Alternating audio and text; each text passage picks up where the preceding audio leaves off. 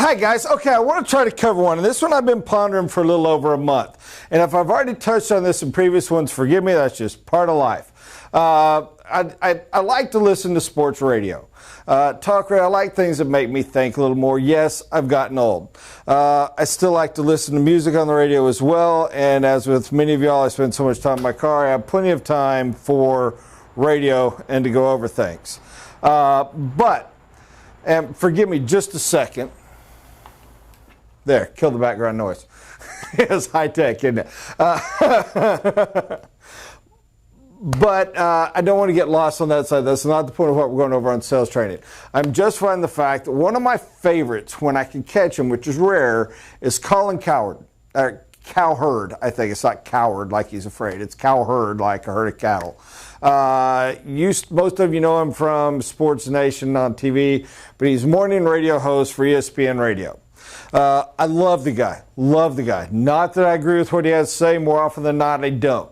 But I love his style. I think the guy is one of the greatest radio talking disc jockeys in the history of radio. I think his ability to take a controversial subject, put it out there, stick it, play it, bleed it, is incredible. He can do thought-provoking, and one of the things I love about the guy, and part of what I love about him is I actually can relate to it, is he doesn't care. I truly believe half the time the point he takes when he's fighting for so hard and really just sticking people, I don't think he believes at all. I think he just likes taking the side of an argument and fighting it out and forcing people to look at it and go through the other. I love that kind of stuff, so it probably explains why I like him so much. Now, first 2 minutes of this whole thing, totally meaningless. Here was a point he made that strung me out, and it was actually a little promo bit. It wasn't even part of his normal discussion, and I won't quote it perfectly. You can probably find it online if you want to. But he said, I love this new generation. I love this young generation coming up. They don't care about what the parents cared about.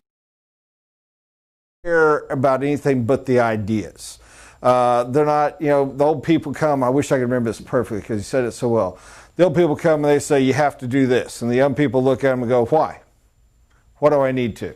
That's going to cause stress. That's going to cause pain. I don't want to go through it. I want to live in, this millennial generation. I don't want to hurt. I don't want to suffer. I don't want to have the pain. I want to do what's fun and what's easy. And why not? They love the ideas. And he uses the example of the guy that invented one of these young app things, Snapchat or whatever.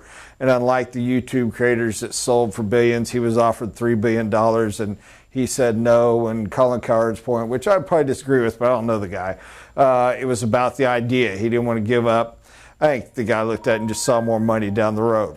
But his point was, he goes, I love this young generation. I love the way they think. I love the way that they just put pleasure now and ideas ahead of things and go that route, boom. Now, pause for a moment and understand why, obviously, that gave me a problem. Couldn't disagree with that philosophy more. I cannot stand the concept, I am no pain, no gain guy. I am the old school, hurt is how you get there. You want to get stronger, you suffer. You want to not be fat, you don't eat. It hurts for a little while. You want to get gain, you do. You want to make money, don't spend all you have. Save for future. You want to have a happy tomorrow, save for tomorrow. You got to put it in. Seeking the pleasure now is everything I'm against. I am as anti-Epicurean and pro-Stoic philosophy as you can get in life. But it's one of my great frustrations. One of my more famous sales trainings that people laugh at on me to this day where I hate hippies.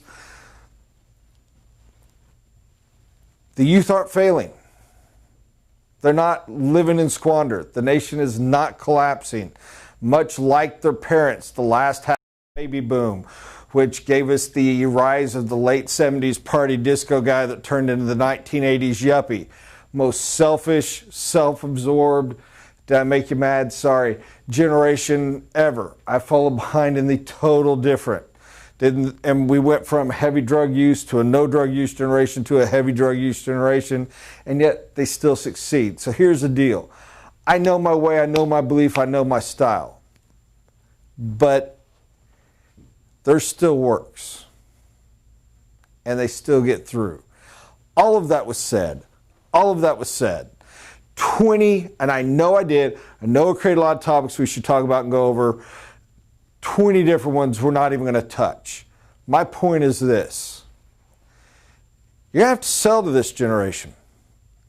And you don't get to be daggum kids, bunch of punks that don't know the value of life, they don't understand work. You can say that all you want, and you can sit on your self-righteous high horse, and I hope you learn how to play dominoes, because you're not going to make any money, but you're going to play a lot of dominoes. Not to mention, your job in sales is not to make people do what you want. It's to help them find the best path they can and to serve them as best you can in getting the achievement. The old Zig Ziglar saying, help enough people get what they want and you'll get everything you want. It's not your job to say, I'll help you get what you want as long as I can make you understand that what you want is what I want you to have. That's manipulation, that's breaking backs, that is everything bad. And people want to beat up Christians and hate them, it's because that's what they did. By the way, most great Christians I know and love and admire are not that. It's just we get a lot of leadership that can, a lot of fringe groups that get focused on, unfairly so. Whole other topic there. So your job is to help them get it. So when you get that young person that comes in, and what they care about is easy life, and what they care about is smaller, you got to learn how to relate to it. You got to be able to look at it and not say, I don't agree with that, I don't agree with that philosophy, I hate that philosophy, shame, shame, shame on you. Instead, you got to be able to look at it and go, okay, if I think that way, how do I work? If I would rather have pleasure and I'm willing to give up some of these bigger things, how do I justify that? What do I go through my head? Is there anyone in the world that truly, truly, truly is happier in a 800 square foot house than a 2,000 square foot house, for example? No. But if I'd rather have happy, slow, and easy, and that means I got to get an 800 square foot house, then my oldest school logic is do that. Know what you value, figure out what you value, and get it to fit. Don't get the 2,000 square foot house and then want to work gentle, easy, and happy. So what does this generation do, and what does this generation do wisely in going through such?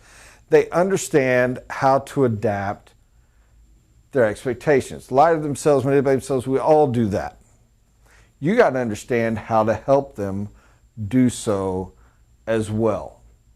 Side note, you've heard me talk before about the fact I admire Chili's. Not that I like the food, I really don't.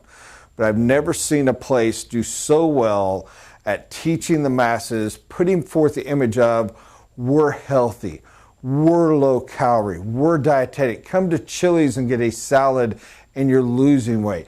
Come to Chili's and get a chicken breast and oh, you care about yourself and you're eating healthy.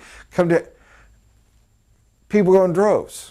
Now in all sincerity, the average meal they eat at Chili's by the time they walk out the door from meeting with their friends, McDonald's is a healthier meal. And the implication of, oh, it's chicken breast, that's healthy. No. Oh, it was a salad. Well, it might have been before you put all the dressing on it and all the preservatives kept keeping it. No. Who cares if it's real? It's the perception, and they want the perception so they can make themselves feel good about it. Your job, when you meet that young person, you know what they do to make themselves feel good about it? They pitch the green. Well, I prefer an 800. Bob, you're wrong. I love you, old man, but you're wrong. I would rather have the 800 square foot, not the 2,000, because I care about the environment. I care about being green. I want it to be, and I want to have my technology and keep it tight. Whatever. However, it isn't my place to argue. This isn't a debate. This is beautiful. How do we make it green? How do I get it where you want? How do I find a place where it can appraise? How can it pull the value? All of this was said for the longest, most convoluted, not clean sales training I've ever given y'all. My apologies. Understand the motivation of this generation coming up. Because this generation coming up is hitting 30s now. And they are becoming very important clientele. And they are going to continue to grow because they are a much larger population than the generation that's in the middle. Gen X, the ones where we followed the baby boom, of which I think I was the first year of, for the next 20 some odd years. We're at our peak, but we will always be in the middle, ignored. The baby boomers that led us were so massive and such a huge buying block, and they're all retiring, by the way, which is going to be a huge carry. We're going to have to cover in taxes, a whole nother deal. Don't care. Not making it right or wrong, it's just going to be there. But they had a generation that was massive. There is that millennials is a huge group. It's coming through. Understand their values. Learn how to respect their values. Learn how to serve their values. And whether you like it or not, whether it upsets you or not, whether you have the reaction I did, listen to Colin Cowherd going, oh, you idiot, you're wrong.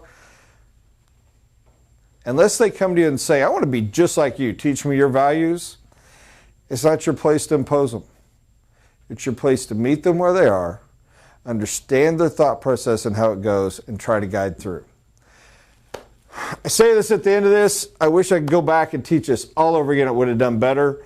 Unfortunately, time says we'll just cover it in a different way in a couple weeks and make it better then. I hope there was something in this for you. I so appreciate you watching. Have a great day.